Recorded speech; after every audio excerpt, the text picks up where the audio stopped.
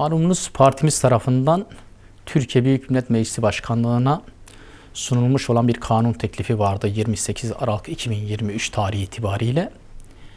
Ancak üzerinden 10 ay geçmiş olmasına rağmen bu kanun teklifimiz hala Meclis Genel Kurulu'nda oylanıp kanunlaşmış değildir.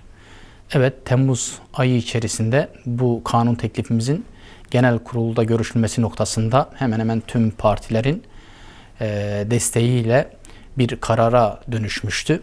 Ancak ona rağmen hala genel kurulla görüşülmeyi beklemektedir, sırasını beklemektedir. Ancak şunu da belirtmek isterim ki bu kanun teklifimizden sonra dahi meclise sunulmuş olan bazı kanunlar önemine binaen tırnak içerisinde Meclis Genel Kurulu'nda görüşülüp kanunlaştı.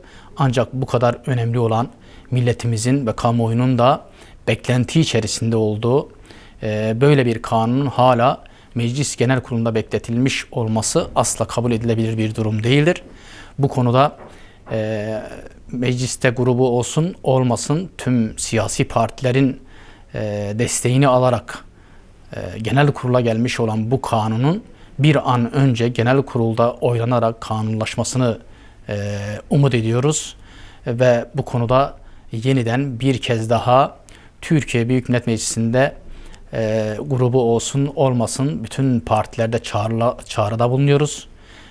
Bu kanun teklifi bir an önce Meclis Genel Kurulu'na gelmelidir. Ve Meclis Genel Kurulu'nda da tüm milletvekillerinin, çünkü milletimizin hemen hemen umumen bir talebine, bir beklentisine dönüşmüş durumdadır.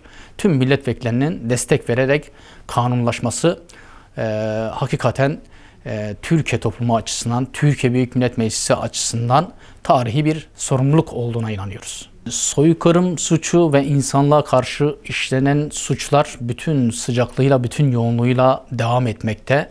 Gazze'nin, Filistin'in de sınırlarını aşarak Lübnan'a ve oradan belki Suriye, belki daha farklı coğrafyalara uzanacak. Dolayısıyla bütün bu gelişmelere rağmen hala bu kadar önemli olan bir kanun teklifinin mecliste bekletilmesi asla kabul edilemez.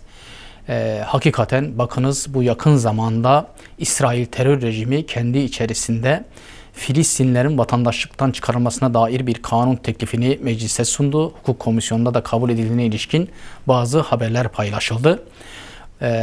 Burada bizzat soykırım suçunun faili olan ve bunu gerçekleştirenler bu kararı alabilirken mağdurlarına karşı, ama biz hala bizzat bu faillere karşı sorumluluklarımızı yerine getiremiyorsak ve hukuki bir takım düzenlemeler yapamıyorsak hakikaten burada son derece vahim bir durumla da karşı karşıyayız. Dolayısıyla halkımız, milletimiz, kamuoyu bunun bir an önce aşılması ve kanun teklifinin yasallaşması noktasında umudu, beklentisi ve talebi var.